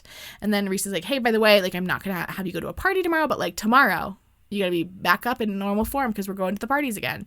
And then he taunts her by saying like, maybe when you're in the night court, I'll teach you how to read. Threatening with education. I paced through my cell, scowling at the eye in my hand. I spat every curse I could, but there was no response. It took me a long while to realize that Rhysand, whether he knew it or not, had effectively kept me from shattering completely. In the days after the next trial, Feyre falls into like a pretty deep depression, and she starts to really look forward to the evenings where she can go like get drunk and like lose herself for a few hours. And she like knows she's not gonna be able to crack the riddle. She's like really down on herself for being like an illiterate little girly, and she knows for certain that third task was going to kill her. And she thinks to herself, after what had happened to Amarantha's sister, what Jurian had done, she would never let me leave here alive. I couldn't entirely blame her. I doubted I would ever forgive or forget something like that being done to Nesta or Elaine, no matter how many centuries had passed. Again, this is a book about sisters. Then she starts like kind of spiraling again. Feyre loves the spiral in this book, which I mean, like, if you're locked in a cell, like, who's going to stop you? But she starts spiraling again about Tamlin and how even if she makes it out of here with Tamlin, they will only have decades with him. Like, she'll only have decades with him. Like, her life will just be like a flash in his. It is very, again, Twilight core of her. This last half of the book, very Twilight core. Again, if you watch my Romantasy video, I did talk about how ACOTAR is just Twilight and Renaissance costumes. And like, it is. Sorry, they're the same book. One day she's being led to the chambers where they will like, where the shadow girlies will get her ready. The adder like comes up and the girls like hide her in an alcove so the adder doesn't see her. And one of them covers her mouth with their hands, and she can feel their like shadows like slithering down her arms, but they smell like jasmine, and Feyre realizes she doesn't know either of their names. She's like, they've been helping me every single night for like weeks now, and I don't know either of their names. But now she's eavesdropping as the adder talks about what is happening with with a companion, we're told, some other creature. And we learn that the king of the hybrid is not happy with Amarantha, and he is particularly unhappy with these like games that Amarantha is playing with Feyre. And he feels like Amarantha cost them the war with all the Jurian stuff last time, and is like worried that she's going to repeat things and make them lose power once again. Then the adder says, so this was his companion, the adder says, Milady makes no bargains that are not advantageous to her. She lets them claw at hope, but once it is shattered, they are her beautifully broken mirrors. others. So the Adder is like, no, you don't understand. Like, this is clearly going to be advantageous to Amarantha. She's going to break Tamlin's spirits even more. She's going to have even more control over the High Lords through this little song and dance. There's clearly some tension happening between this companion who's like sent clearly as like an emissary of Hybern and the Adder who is working with Amarantha directly. This makes Feyre think of her sisters because clearly the King of Highborn is getting impatient in his attempts to take over the mortal world. And Feyre is like, I hope Nesta got everyone away from everything, and like just has to like, again, put her trust in Nesta, that Nesta is keeping her family safe. Once they're gone, she asks the girlies who that was, and they just respond like, trouble, that was trouble. And Feyre says, does Rhysand know? And the girls say, he will soon. Later that night, or the next night, she's lying in her cell staring at the ceiling when she starts to hear music. There was beauty in this music, beauty and goodness. The music folded over itself like a batter being poured from a bowl, one note atop another, melting together to form a whole, rising to fill me. It wasn't wild music, but there was a violence of passion in it, a swelling kind of joy and sorrow. I pulled my knees to my chest, needing to feel the sturdiness of my skin, even with the slime of the oily paint upon it. The music built a path, an ascendant founded upon archways of color. I followed it, walking out of that cell, through layers of earth, up and up, into fields of cornflowers, past a canopy of trees, into the open expanse of sky. The pulse of the music was like hands that gently pushed me onward, pulling me higher, guiding me through the clouds. I'd never seen clouds like these. And their puffy sides I could discern faces, fair and sorrowful. They faded before I could view them too closely, and I looked into the distance to where the music summoned me. It was either a sunset or a sunrise. The sun filled the clouds with magenta and purple, its orange gold rays blended with my path to form a band of shimmering metal. I wanted to fade into it, wanted the light of that sun to burn me away, to fill me with such joy that I would become a ray of sunshine myself. This wasn't music to dance to, it was music to worship, music to fill the gaps of my soul, to bring me to a place where there was no pain. And she like realizes that she started to cry, that this music has just like really provided this like kernel of hope for her, where she was really starting to feel so hopeless. And it reminds her that she doesn't want to tumble into the dark. She wants to cling to hope. She wants to stay among the light and clouds. It reminds her that those things still exist, and she still has to like hold on to them best she can. And she thinks to herself that the music feels like Tamlin, and it feels like everything that she is fighting to save. And she just lays there weeping as the music plays around her until the music slowly fades away. Only 2 more days until her final trial. The night before her big final trial, there's a big party. Whee! So fun. Feyre's hiding by a back wall waiting for Rhysand to beckon her to him because he's got another fairy girl in his lap tonight. And she's so focused on Rhys that she doesn't notice when Tamlin slides up to her until she smells him. And she doesn't even turn towards him, not wanting to draw any attention to him. This is like the first time that she's been this close to him. But they are able to like brush hands. And she thinks to herself, I wished he wasn't touching my marred hand, that his fingers didn't have to caress the contours of that wretched tattoo. But I lived in that moment. My life became beautiful again for those few seconds when our hands grazed. No. Feyre. No. No. This man who's sat here like a statue for 2 months now cannot be your reason for living. Your life is worth living with or without Blondie. Remember the music? I know it felt like Tamlin. And I'm not saying that like Tamlin isn't a good, beautiful part of your life. We love that for you. But like your life is worth living with or without this man. Do you understand me? Do you understand? Also, like the tattoo, the shame over the tattoo. No, we're not going to have shame over things that like saved our lives. We're not. You had no choice in that moment. It saved your life. We're not going to have guilt and shame over it. One, it's not an inherently bad thing. It's kind of cutie. You have like a little eyeball on your palm. Cute. And it saved your life. Which means it also saved this blonde man's life. We're not going to have shame over it.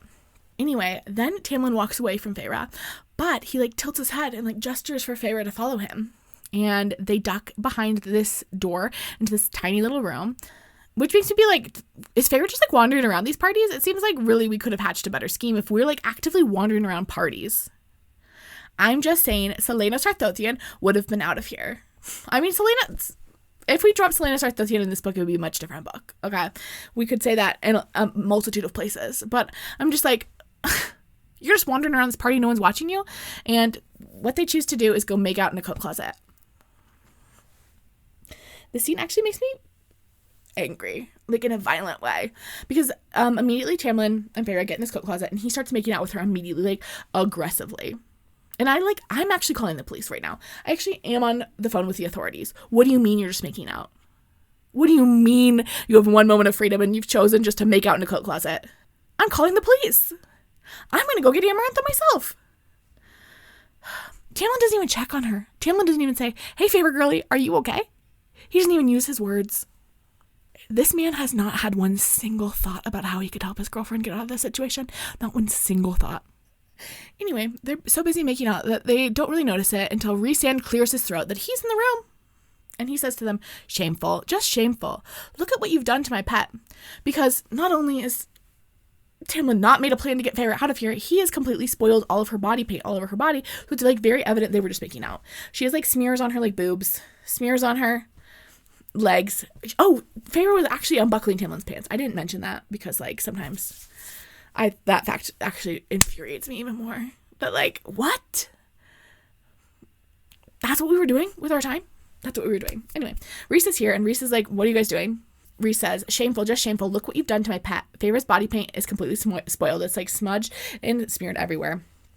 Rhys continues, Amarantha would be so greatly aggrieved if she knew her little warrior was dallying with the human help. I wonder how she will punish you. Or perhaps she'll stay true to habit and punish Lucien. He still has one eye to lose after all. Maybe she'll put that in a ring too. And then like Tamlin like backs off. He still hasn't said a single word to Feyre. I'm calling the police.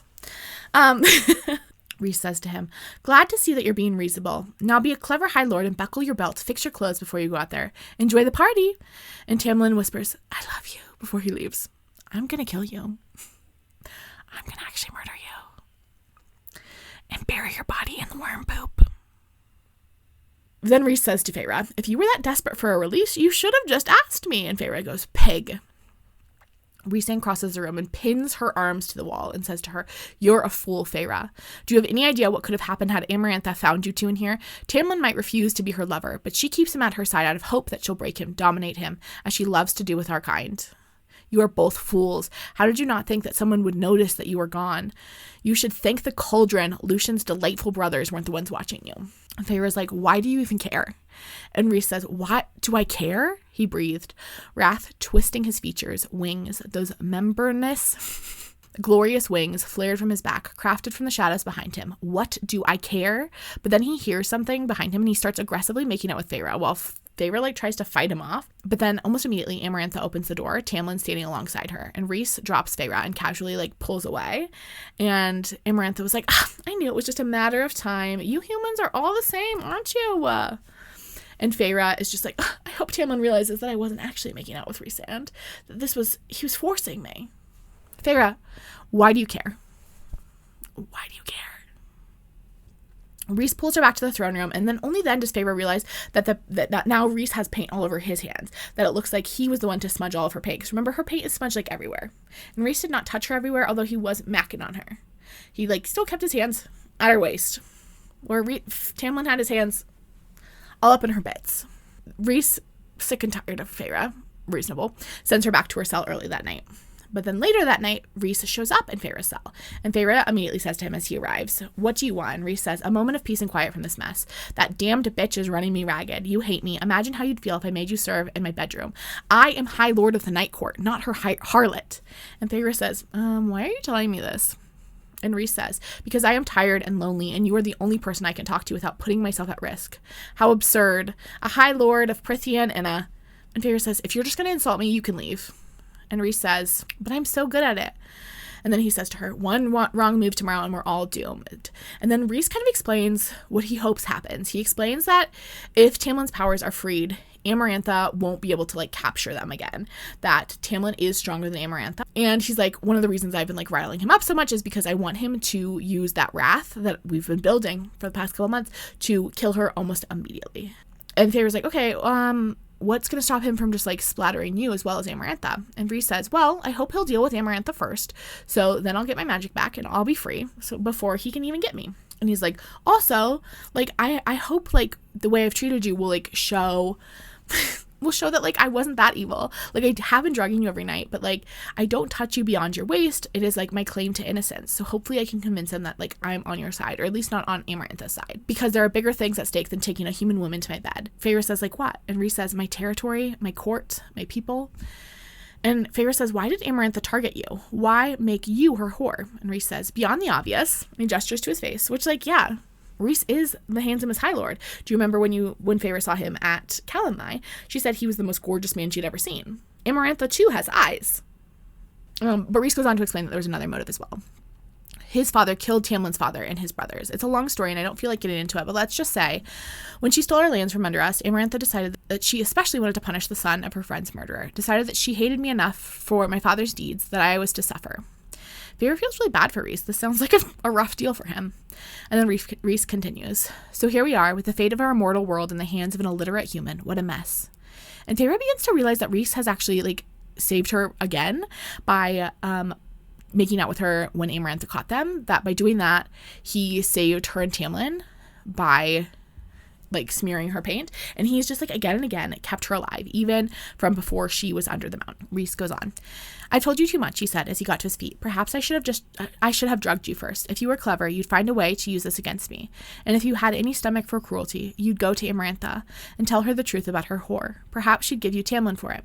He slid his hands into the pocket of his black pants, but even as he faded into the shadows, there was something in the curve of his shoulder that made me speak. When you healed my arm, you didn't need to bargain with me. You could have demanded every single week of the year. My brows knit together as he turned, already half consumed by the dark. Every single week, and I would have said yes. It wasn't entirely a question, but I needed the answer. A half smile appeared on his sensuous lips. I know, he said, and vanished. Final task time. It is the morning of the final task. Feyre is given her old tunic and shirt, and then she's taken to the throne room. The room is silent, and she can feel the weight of the world resting on her shoulders. Amarantha is waiting for her, sitting on her throne, and she says to Feyre, 2 trials lie behind you. Only one more awaits. I wonder if it will be worse to fail now, when you are so close. Any words to say before you die? Feyre turns to Tamlin and she says to him, I love you.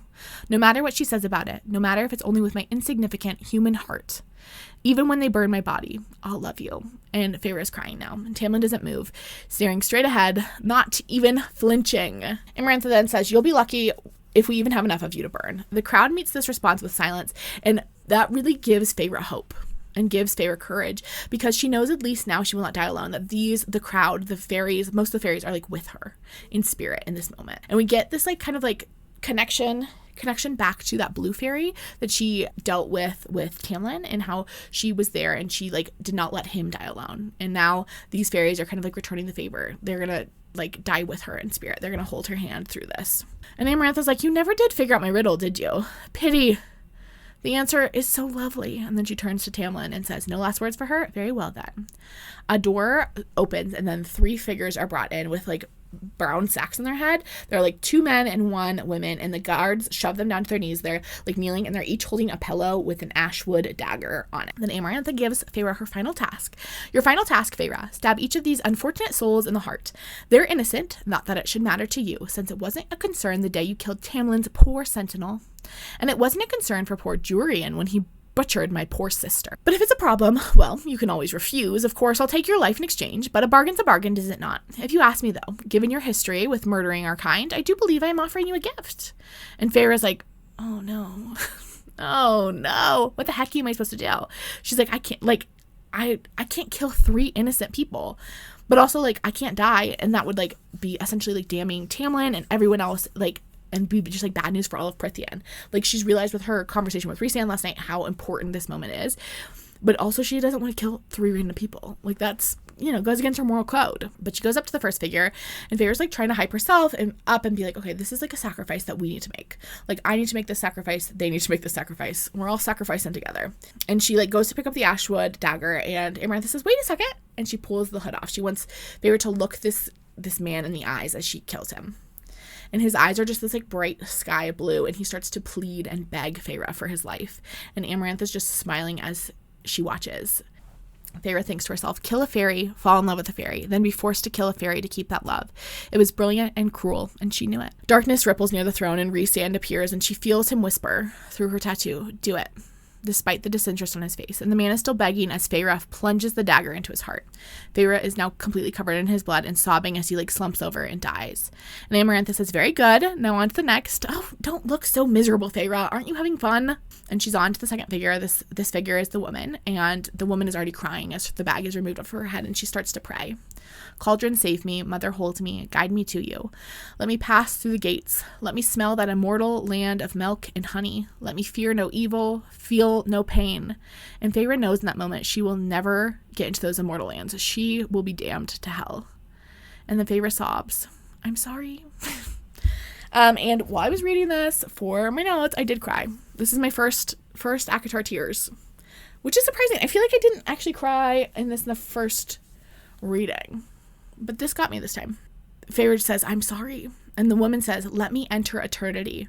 And Feyre realizes that she's giving Feyre permission to kill her, that she's like agreeing to this and is asking Feyre to like do it quickly and to make it painless.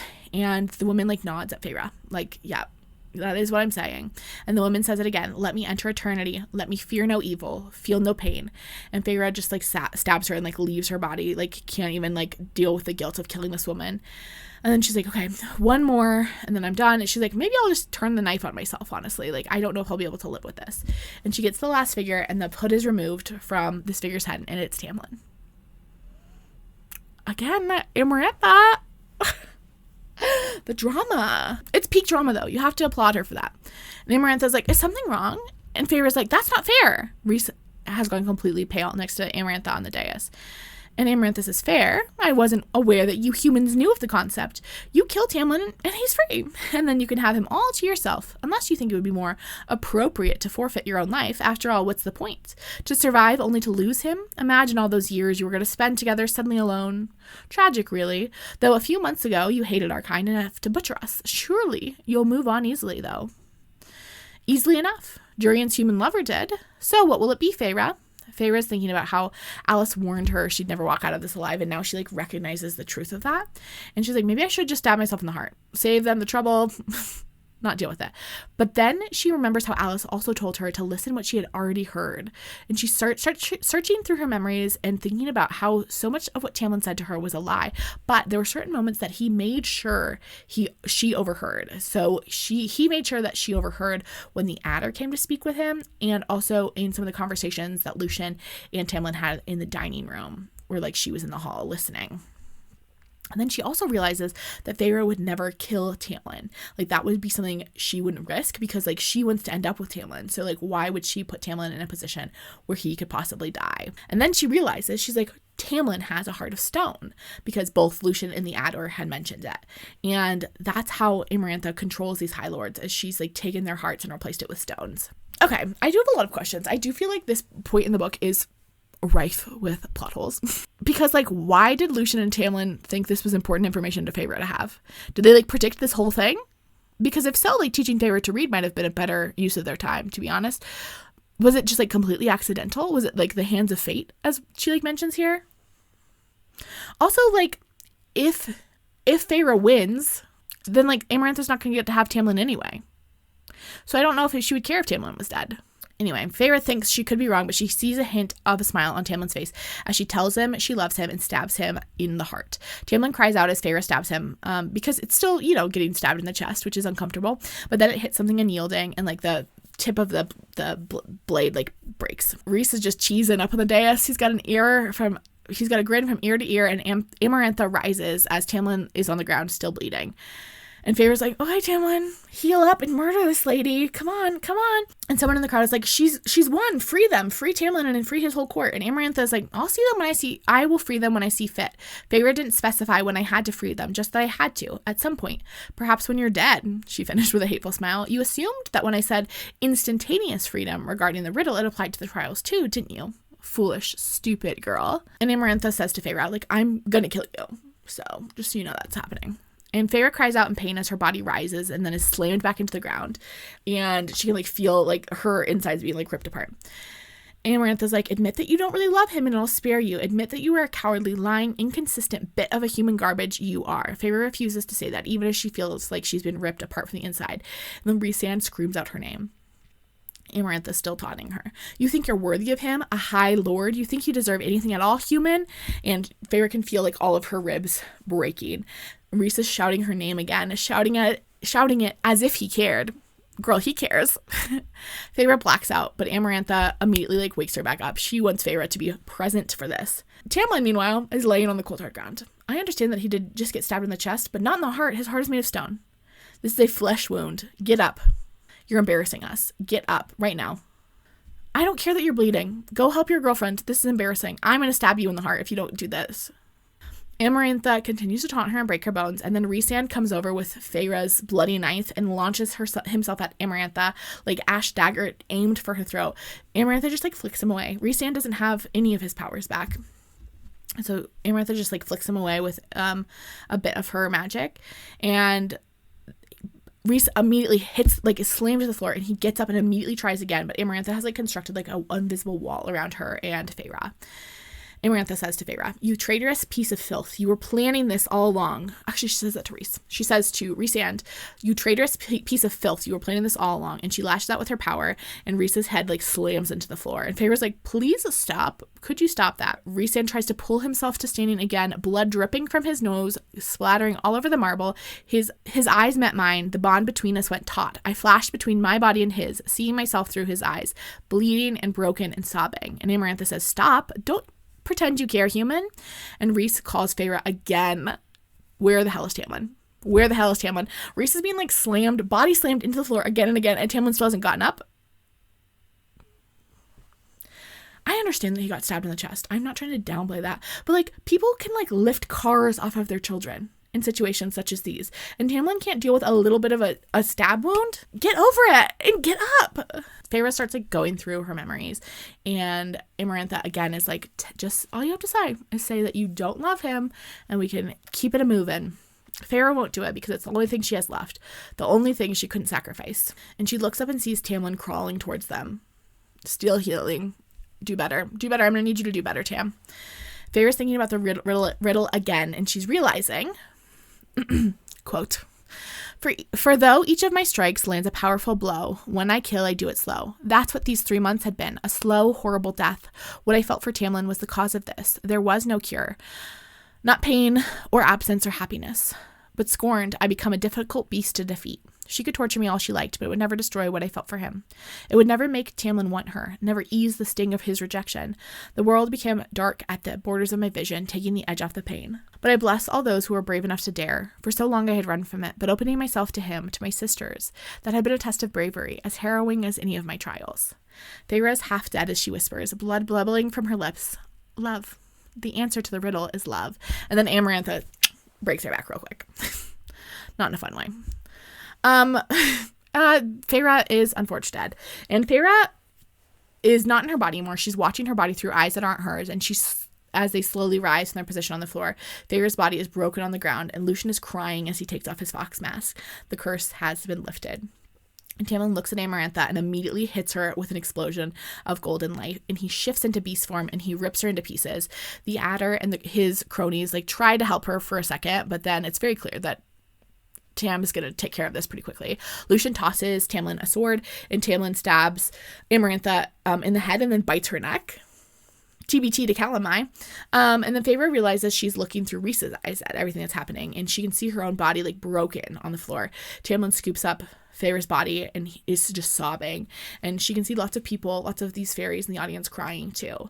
But then Lucien's father approaches Tamlin and gives him a spark of glittering light, and then 2 more figures approach, the High Lord of Summer and of Winter, and they give their glittering kernels to Tamlin, and all of the High Lords give a drop of their magic to Tamlin, and Rhys is last. And he says, as he gives his little kernel of magic, for what she gave will bestow what our predecessors have granted to few before. This makes us even. And Tamlin whispers, I love you. And he takes all those kernels of magic and he places his hand on her heart.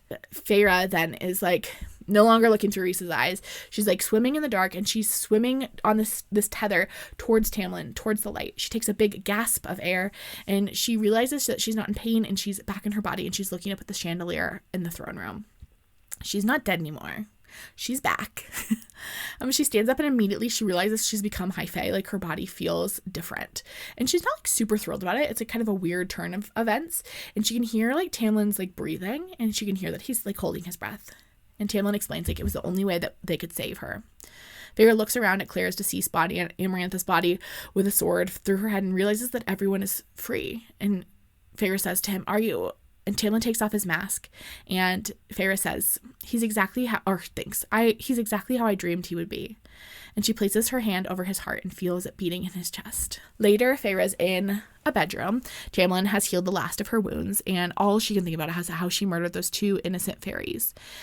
The Adder and Amarantha's other cronies had disappeared almost instantly, along with Lucian's brothers and Rhysand out of the throne room. The fairies had started celebrating and thanking her and thanking Tamlin for saving all of them and freeing all of them. And then there was like meetings about next steps and what's going to happen now.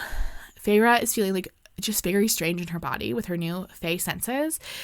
And she like doesn't really kind of like know what to do now. Tamlin turns to her and says, "How can I ever repay you for what you did?" And Feyre says, "You don't need to." And Feyre's just like kind of hoping that they can move past this. Ideally, she would love to forget it, although she knows she will never forget the faces of those innocent fae that she killed, but she really would just like to move forward. Tamlin's looking at her tattoo, and Feyre's like, "I really don't want to talk about it right now." And Tamlin is like, "Don't even worry about it. We're going to find a way out of this." And then her and Tamlin make out for a while. Later that night, Feyre is awoken by something tugging at her middle, a thread from deep inside of her. She leaves the bed she's sharing with Tamlin and follows this thread. She steps to the door, and it's daytime outside, and the sun like burns her eyes. And she's like, whoa, this is the first time she's seen sunlight in months. And Rhys says to her, "I forgot it's been a while for you." And he's got his wings tucked behind him. And Feyre says, "What do you want?" She intends it to be like this sharp kind of like reprimand, but she's like just too tired to like really do anything sharp. And Rhys says, "Just to say goodbye before your beloved whisked you away forever." And Feyre's like, "Not forever. Don't even forget. You get a week every month." And Rhys says, "How could I forget?" Feyre's like, "Why?" And Rhys says, "Because when the legends get written, I didn't want to be remembered for standing on the sidelines. I want my future offspring to know that I was there, that I fought against her at the end, even if I couldn't do anything useful. Because," he went on, his eyes locked with mine, "I didn't want you to fight alone or die alone." And Feyre says, "Thank you." And Rhys says, "I doubt you'll be saying that when I take you back to the Night Court." And Feyre says, "Are you going to fly home?" And Rhys says, "Unfortunately, it would take longer than I can afford. Another day, I'll taste the skies again." And Feyre's like, "You never told me that you loved the wings or flying." And Rhys says, "Everything I love has always had a tendency to be taken from me. I tell very few about the wings or the flying." And Feyre sees kind of a bit of the damage that these decades under the mountain would have caused him as like a man with wings who loves to fly, to spend decades underground. And Rhys says to her, "How does it feel to be high fae?" Feyre thinks about it for a minute and then decides to be honest with him. "I'm an immortal who has been mortal. This body is different, but," I put my hand on my chest, my heart, "this is still human. Maybe it always will be. But it would have been easier to live with it." My throat welled. "Easier to live with what I did if my heart had changed too. Maybe I wouldn't care so much. Maybe I could convince myself that their deaths weren't in vain. Maybe immortality will take that away. I can't tell whether I want it to." Rhysand stared at me for a long time, long enough that I faced him. "Be glad of your human heart, Feyre. Pity those who don't feel anything at all." Then he says his goodbyes. But as he fades into the shadows, he bowed at the waist, those wings vanishing entirely, and had begun to fade into the near shadow when he went rigid. His eyes locked on mine, wide and wild. His nostrils flared. Shock, pure shock flashed across his features at whatever he saw on my face as he stumbled back a step. Actually stumbled. "What is it?" I began. He disappeared. Simply disappeared. Not a shadow in sight into the crisp air. That's suspicious. That's weird. Anyway, Tamlin and Feyre leave through that same cave that she entered through the very next day into the spring court. Amarantha's body had been burned, and Feyre thinks to herself, "As much as I wanted to hate her, as much as I wished I could have spat on her burning body, I understood what had driven her. A very small part of her, but I understood it. Again, sisters. And we learn that Jurian's eyeball and his bone are missing. So Jurian, missing. I'm sure that won't come into play later. And despite how guilty and terrible she's feeling, Feyre still smiles as they emerge onto the rolling hills of the spring court. And she smells wildflowers. And then she sees the manor. She sees Tamlin's house, the rose-covered manor, and she realizes that, she's home. She's finally home. She's finally done it. She is home. She wasn't ever at home in that cottage. She wasn't at home under the mountain, obviously. She wasn't at home at that wealthy house with her sisters, but now she's at home in the spring court. And she's brought them both home. She'd like never even allowed herself to consider this moment where they would both get to walk back into their home. Alice is in the garden with her boys, with her nephews, and they are safe, and she has done this. And there's like a moment of gratitude. Even though this has been incredibly hard, she feels incredibly guilty. She's incredibly changed by this experience. She's grateful for what she has. And Tamlin and her just stand there and watch as the sun sets over their home until Lucien calls them in for dinner. Okay, everyone, that was A Court of Thorns and Roses. Next up is A Court of Mist and Fury. We're going to take a couple weeks off for me to like regroup, do other things. But we'll be back soonish, within a month or so, with A Court of Mist and Fury, which I think is a lot of people's favorite book in the series. It's not my favorite, but I love it if it is yours. It's a good one. I like it. I'm a Wings and Ruin girl myself. Excited to jump into all the fun and games that happen there. I hope you will join me on this journey through Wings and Ruin. I will see you there. Have a great one. Bye.